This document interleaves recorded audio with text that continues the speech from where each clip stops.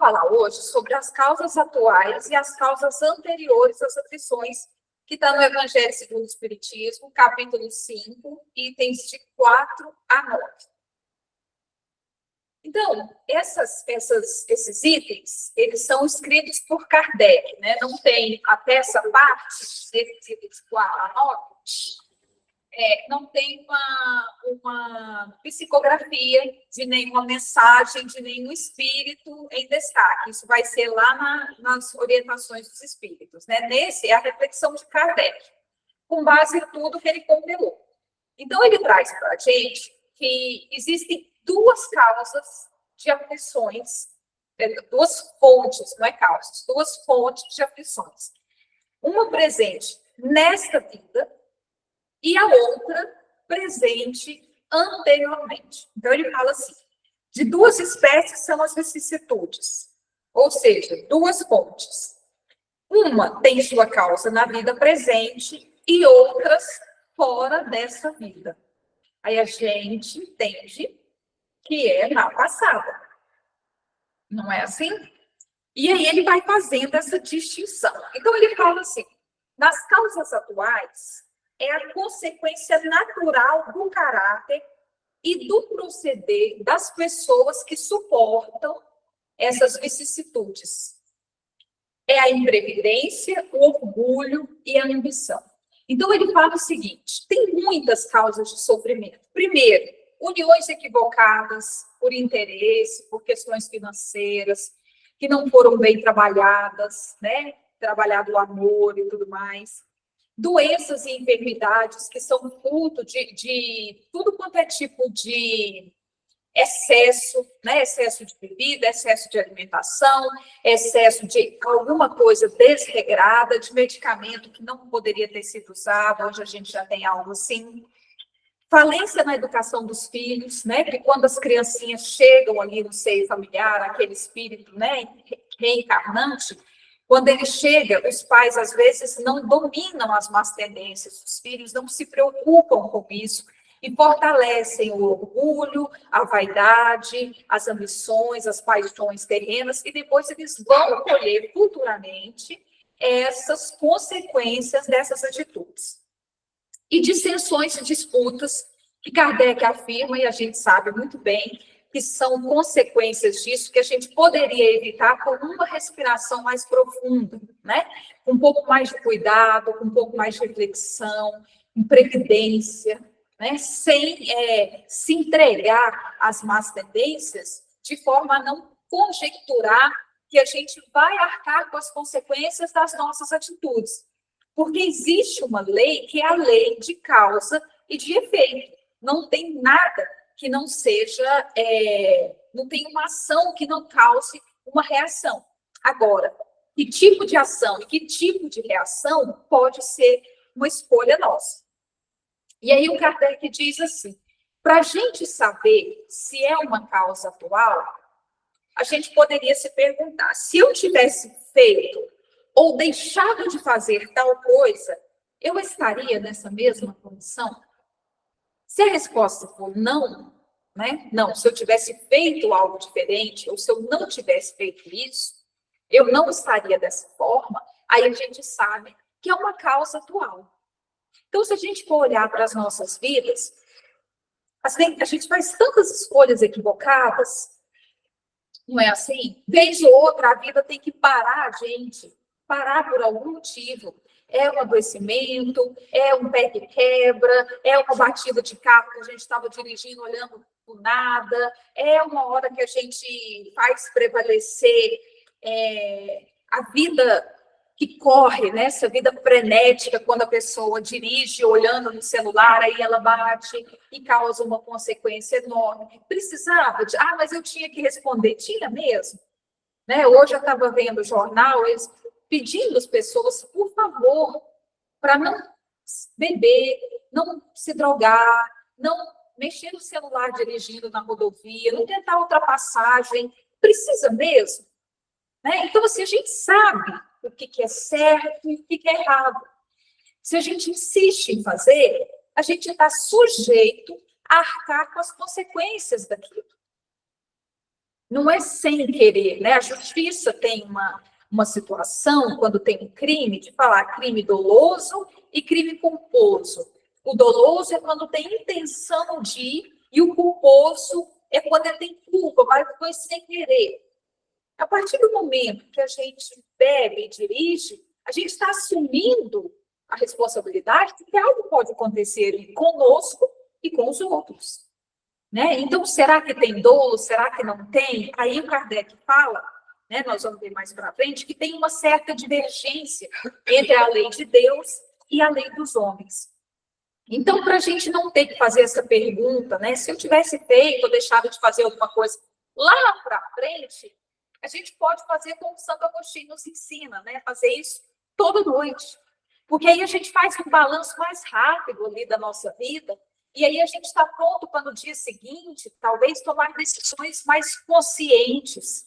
Porque quando a gente abre mão do nosso livre-arbítrio e fala assim, eu não pensei, eu não tinha escolha, muitos dos casos, a gente tem escolha, a gente só não sabe trabalhar essa escolha completamente. E aí ele fala que a lei humana atinge certas faltas e pune essas faltas. Mas, geralmente, essa lei humana só faz isso quando há um prejuízo à sociedade. Já a lei de Deus, ela pesca tudo que a gente faz, tanto para o outro quanto para a gente mesmo, em detrimento do outro e em detrimento de nós mesmos. Né? Porque Freud falava que a gente tem pulsão de vida e pulsão de morte. E que o interessante, porque a gente tem as duas, é que a pulsão de vida prevaleça. O que é isso, num exemplo claro? Eu sou corajosa. Corajosa. Mas se eu vou sair para brigar com uma pessoa 3 vezes maior que eu que faz luta, aí não é coragem. Aí é pulsão de morte predominando. Eu já estou me colocando numa situação de risco que aquilo pode me custar muito. Então, se eu não sei analisar e falar, peraí, ali não dá para mim, entendeu? Eu estou num modo automático de prejudicar a mim mesmo. Então, ele fala que Deus quer que todas as criaturas progridam, porque a gente está aqui para isso, não é? Para aprendermos, nós somos espíritos que estamos encarnados num determinado momento para que a gente aprenda algo nessa existência. Algo que muito provavelmente a gente não aprendeu anteriormente. Está aqui, né? Engatinhando. E que, então, ele não deixa impune nenhum desvio do caminho reto. A lei de Deus, ela não é uma coisa condicional. Ela não é igual à lei humana, que nos Estados Unidos é de uma forma, em Portugal é de outra, no Brasil é de outra. Ela não é assim. Ela está posta. E todos nós devemos segui-las. Não há falta alguma, por mais leve que seja, nenhuma infração da sua lei que não acarrete forçosas e inevitáveis consequências mais ou menos deploráveis. Nós fazemos distinção. É mentirinha de nada. Mentira é mentira. Não é uma mentirinha de, essa mentira é grave. Como é que a gente vai determinar o que é grave e o que não é? Camila, é assim, se prejudica o outro, não é grave. Se não prejudica, não é. Tudo bem, se a gente fala do outro. Mas se quando a gente aprende a sempre trabalhar na mentira?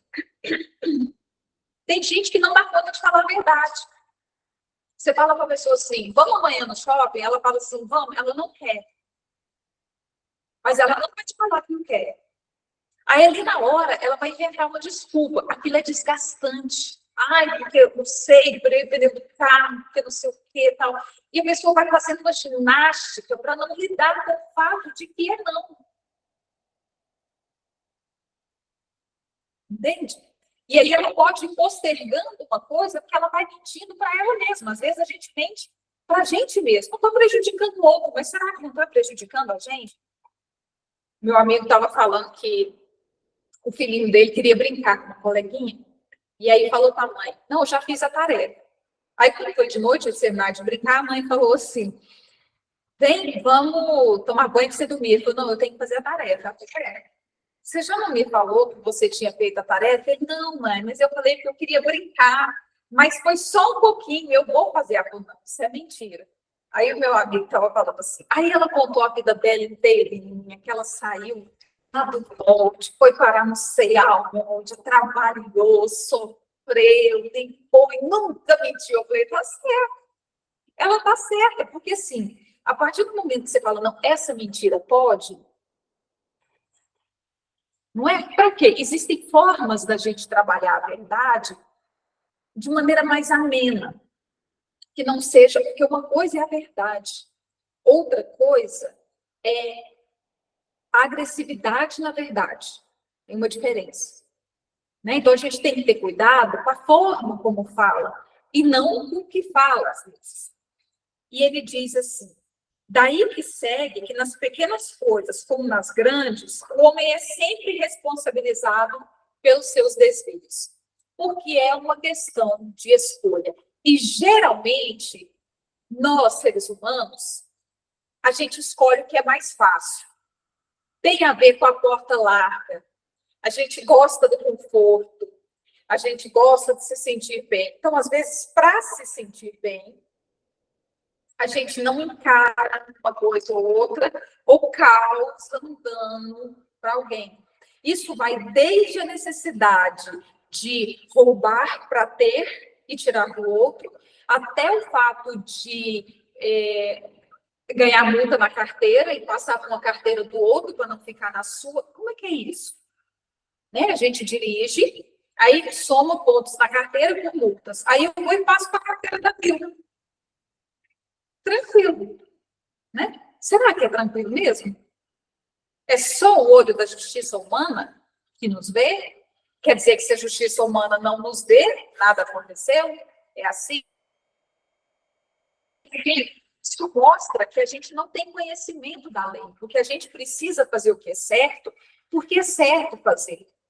Quando a gente faz o que é certo só porque tem alguém nos vendo, existe uma mentira. Né? Então, a partir do momento que a pessoa não está me vendo, eu me sinto de fazer. Então, se é uma coisa condicional, não está introjetado, não está feito no ser humano, não está amarrado nele. Né? É uma coisa que para as outras pessoas. E aí o Kardec traz também as questões anteriores, as causas anteriores das aflições. E ele enumera perda de bens e a dos que são o amparo da família. E aí a gente pensa nisso daqui, porque assim, ela pode ser sentida, né? Porque nós sabemos que o desencarne dos parentes, dos amigos, dos entes queridos, não é uma coisa para nos atingir. É da trajetória de vida daquele ser. Não é assim? Então, assim, quando os parentes desencarnam, não é porque a gente, a não ser que tenha uma causa, né? Eu fiz isso ou fiz aquilo, mas geralmente, na trajetória de vida daquele ser, ele precisa de desencarnar naquele momento. É aquela história que fala no Evangelho, né? Tá todo mundo na prisão. Se um cumpriu a pena, você vai querer que ele fique preso, porque a gente está aqui preso, né? Não, cada um tem o seu momento. Isso aqui é diferente daquela pergunta. Se eu tivesse feito isso ou aquilo, eu estaria, né? É diferente. Acidentes que nenhuma previsão poderia impedir, nada poderia impedir, nada que a gente fizesse conscientemente poderia impedir. De novo, eu no jornal hoje, estava o avô no carro do supermercado com a neta. Aí vinha uma van, não sei da onde, que aí veio o carro, não sei de quem, aí a van entrou no supermercado e pegou o senhor. Ele fez alguma coisa? Foi imprudência dele? Não, ele estava ali dentro. Né? Então, coisas dele em outros momentos da vida. Reversos da fortuna que frustram todas as precauções aconselhadas pela prudência. Não é aquela pessoa que joga, né? Nos caça-níquel, que perdeu tudo. Não, é aquela pessoa que faz tudo correto, é prudente, mas de repente acontece algum revés da vida e leva essa fortuna. Então, não foi nada que ele fez ou que ele deixou de fazer aqui. Os flagelos naturais, as enfermidades de nascença, sobretudo as que tiram a tantos infelizes os meios de ganhar a vida pelo trabalho, né? Que tiram das pessoas, por exemplo, a condição do livre-arbítrio, o uso do livre-arbítrio. Isso também tem causa anterior.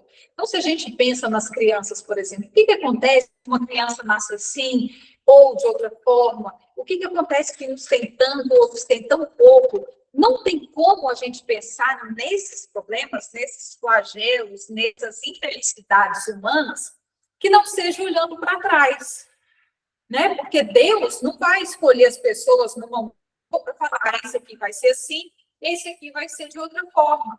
Ele é soberanamente justo e bom, onipresente, onisciente, onipotente, né? Ele tudo sabe, é essa energia que tudo conhece. Então, nesse sentido, tem uma justiça, que é o que a gente discute aqui no próximo slide. Então,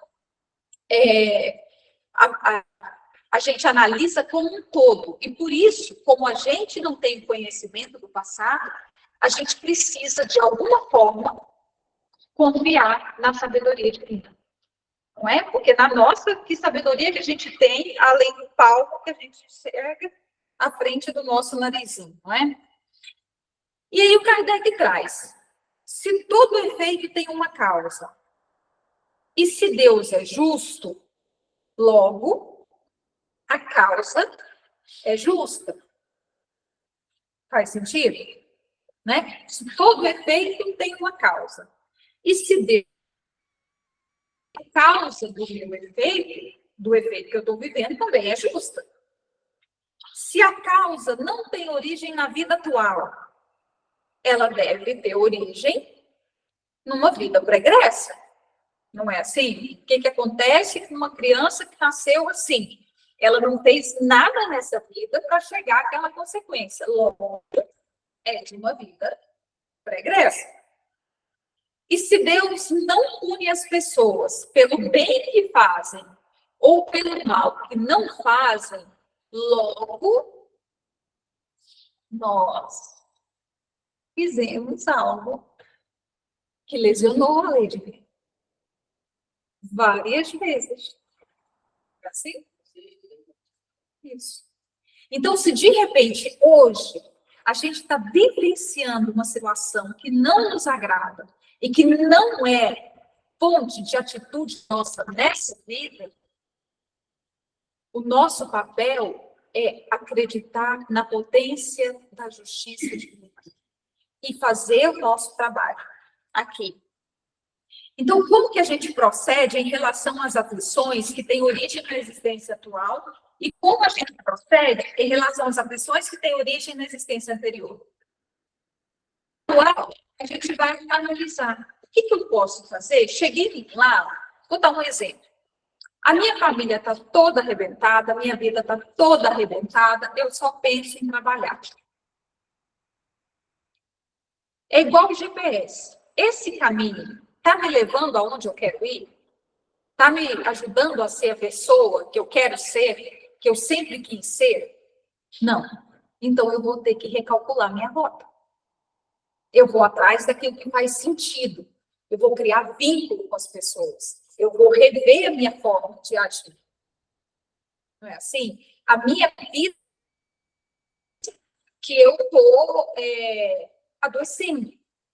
Eu vou continuar nisso? Ou eu vou dar pequenas pausas? Vou, de repente, fazer um exercício físico, trabalhar um pouco mais a meditação, lembrar que eu sou um ser imortal, que eu sou um ser espiritual e que eu estou aqui por enquanto e que eu preciso desenvolver moralmente o mesmo tanto ou mais do que aquilo que eu pretendo desenvolver intelectualmente. Porque a gente se perde um pouco. Né? A minha relação com meu filho está arrebentada. Então, o que eu vou fazer? Eu vou buscar vincular novamente com meu esposo, com a minha esposa, com os meus irmãos. Alguma coisa eu vou fazer. para tentar ganhar essa situação enquanto eu estou aqui. E como proceder em relação às aflições que têm origem em existências anteriores? Aqui a gente pensa um pouco na resignação. Uma resignação que não é passividade, né? É uma resignação assim, não tem nada fora de ordem. Se em algum momento eu concordei com isso no meu planejamento reencarnatório, é porque quando eu tinha a mente ampla, eu vi que eu dava conta. Então eu vou pisar firme aqui, que eu não estou sozinho, e eu vou dar conta. Ou eu vou fazer o possível para que eu dê conta.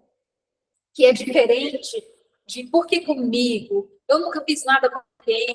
Eu nunca tive nenhum problema com isso. Deus esqueceu de mim. Não lembra de mim. Deus não existe. Sabe? Que é esse negócio da pessoa sempre querer entregar, terceirizar a responsabilidade dela. É como se eu fosse vítima de uma situação que o mundo inteiro, inclusive Deus, estão jogando para cima de mim injustamente. Será que isso existe? Não tem possibilidade, não é assim? E aí ele diz o seguinte, que o infortúnio, que à primeira vista parece imerecido, tem a sua razão de ser. É doloroso, mas é uma verdade. Que se encontra no sofrimento, quem se encontra no sofrimento pode dizer, perdoa-me, Senhor, porque pequei. Então, uma das coisas que a gente precisa trabalhar na nossa mente é o seguinte, se está acontecendo alguma coisa comigo, do qual eu não tenho uma ação nesta vida, mas que eu estou respondendo por isso, o que eu posso aprender com essa situação? Como que eu posso viver com essa situação? Eu vou deixar essa situação me derrubar, acabar comigo ou não? São perguntas que a gente se faz, né? E assim, eu vou passar por isso e eu não vou voltar nisso. Então, essa é a questão maior. É passar e não ficar preso ali. É passar por ela. Para a gente não ter que retroceder um dia nela, porque o espírito não retrocede, mas às vezes as experiências elas se repetem quando não houve o aprendizado correto. Não é assim? Então, por exemplo, eu grito com a Vilma, maltrato a Vilma, tento humilhar a Vilma. Se alguma coisa acontece comigo, que eu lembro disso e falo, nossa, eu não podia ter feito aquilo, né? Eu tenho que rever as minhas atitudes, não foi correto. A partir do momento que eu entro em contato com isso, com a minha ação, eu posso mudar dali para frente. Então, eu posso não tornar a fazer isso. A partir do momento que eu falo, eu gritei com a Vilma, porque a Vilma gritou comigo primeiro, eu estou pronto para fazer de novo. Várias vezes. Né? Gritou comigo, eu vou gritar de volta. Então, não teve aprendizado. As situações vão acontecer até o momento em que a gente se enverga, porque uma hora a gente precisa se envergar. E aí ele fala que só mediante as existências corpóreas é que a gente pode fazer essa limpeza nas atitudes que nós já fizemos atrás. E aí vem a história do bem, é a gente não deixar de praticar o bem. Porque o que anula uma atitude má?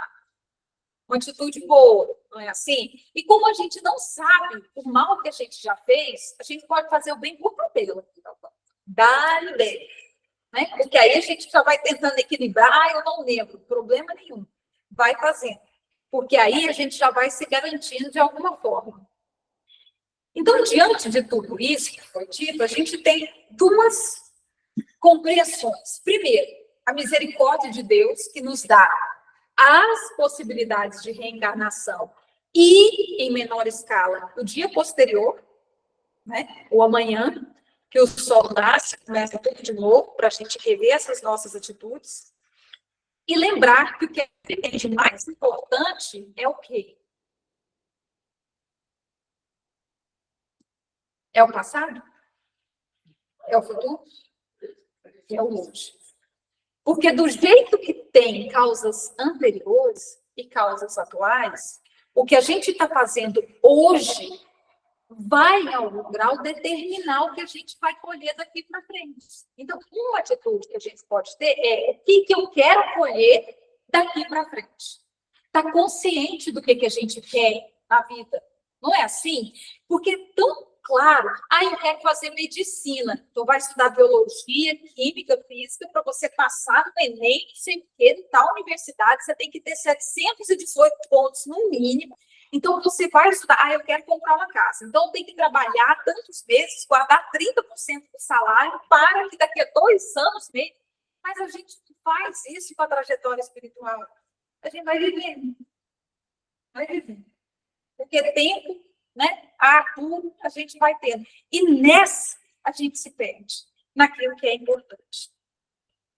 E aí tem o livro Espírito da Verdade, que o André Luiz fala que é nem castigo, nem perdão, né?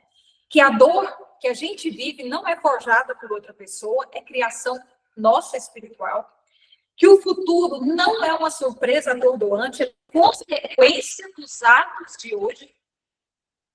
Que o bem não é conforto do próximo apenas, ele é ajuda a nós mesmos. Então, quando a gente faz o bem do outro, não é que a gente está ajudando ele ajuda primeiramente a nós.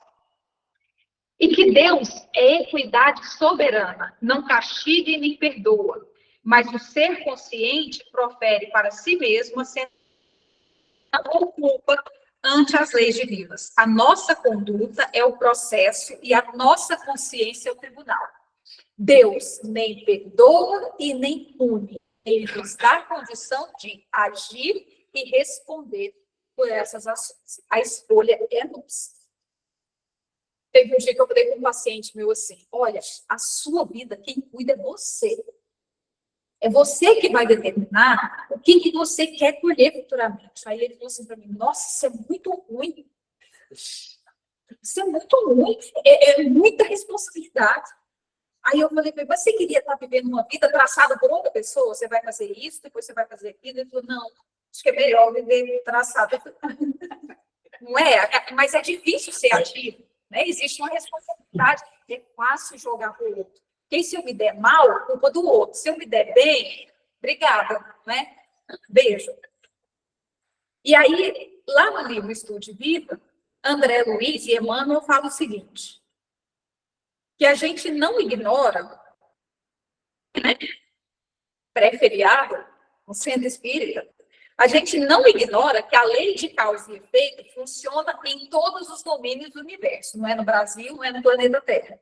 Não é no nosso lar. É em todos os domínios do universo. Criação de Deus. Sabemos que diariamente criamos destino. Nosso destino está traçado? Nosso destino foi traçado de Cafusa. A gente tem que dar ajuda para isso, que já tem pré-estabelecimento. Não é assim? Caso contrário, a gente vai perdendo essas oportunidades. As oportunidades vêm, mas nem sempre a gente está apto a elas. E que a eterna sabedoria não nos concede a inteligência para obedecer passivamente aos impulsos exteriores. Que ela confere a sabedoria e a inteligência para discernimento entre o bem e o mal. E nós já somos capazes de fazer esse discernimento entre o bem e o mal. O bem, antes de tudo, deve erigir-se por item fundamental do nosso programa de cada dia. Então, o nosso programa de cada dia precisa ter o bem, antes de tudo, o bem ao outro e a nós mesmos. E aí eles falam assim, a gente pensa assim, nossa, que triste, tantas crianças com fome, o que a gente faz para ajudar? Nossa, tantas mulheres pensando no aborto, abandonando as crianças, o que a gente faz para dar segurança para as mulheres que estão grávidas, que elas vão ter condições de cuidar dessas crianças? Isso é um assunto sério. Né? Então, assim, nós somos a favor de tudo, da vida e tudo, mas o que a gente faz para que a outra pessoa não se sinta sozinha na dor dela, naquele momento de desespero que ela está vivendo. E aí a Joana de Ângeles e o Marco Prisco, no livro Luz Viva, traz uma lição que é assim: seu hoje, sua vida. E ela diz: não transfira de uma para outra oportunidade a mágoa ou a queixa. Supere-as quando elas nascerem, a fim de preservar a sua saúde. Seus atos, sua vida.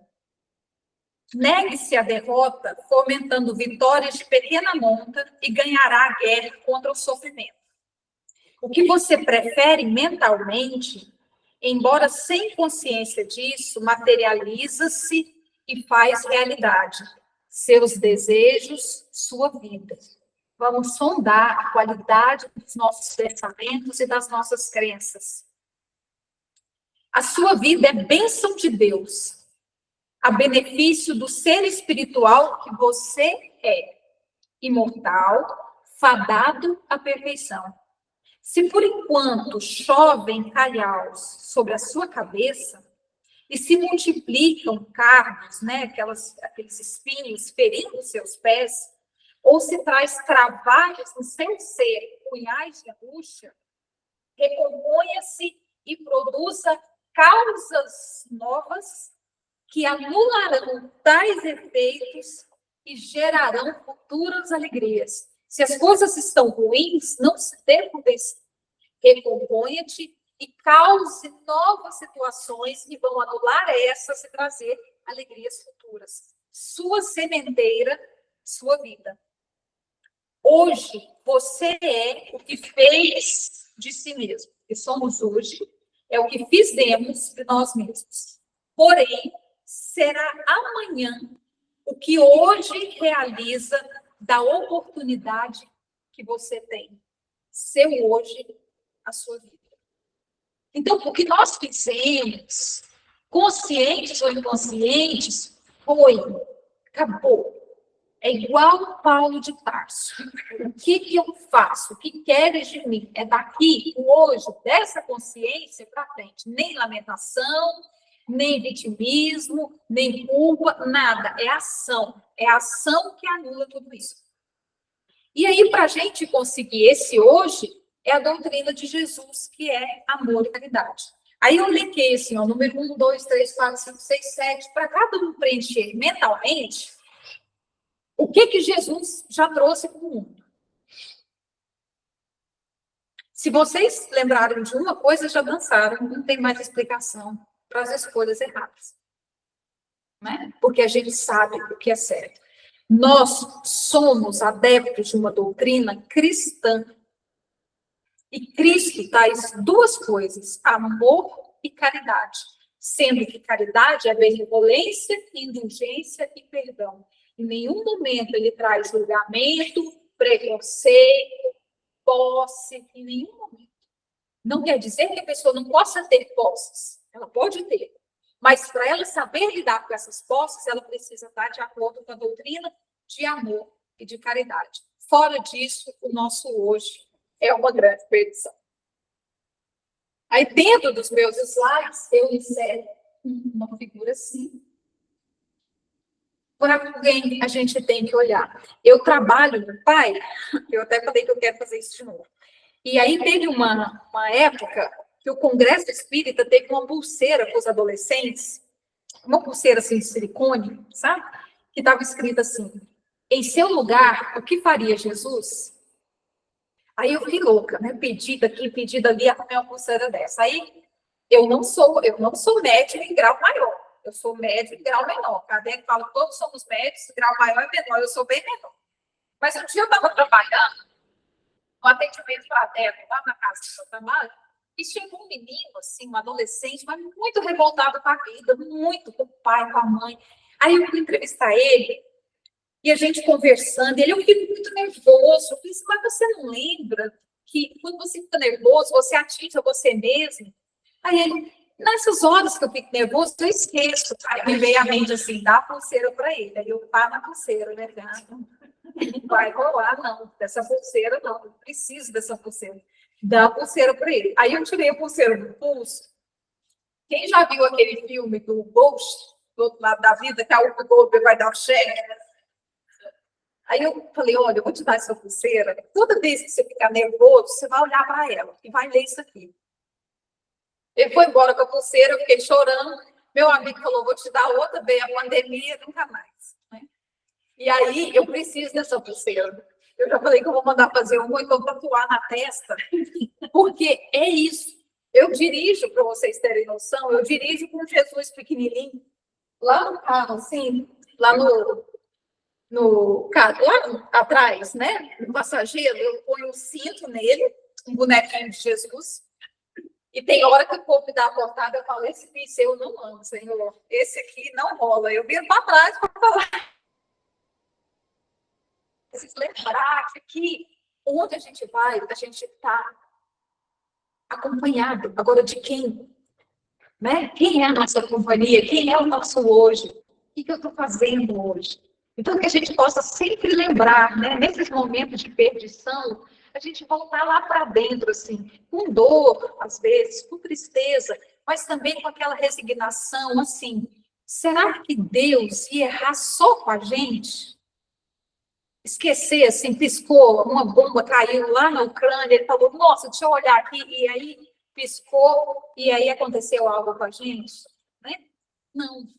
Então, vai passar, e a gente tem a plantação para dar conta de passar por aquele momento. Eu agradeço vocês, de casa também, toda a atenção de me ouvir, e fica essa reflexão para todos nós, né? Porque eu preciso demais dela. Que vocês tenham um bom final de semana, uma excelente Páscoa, e que essa reflexão se propague ainda mais nesses dias que virão.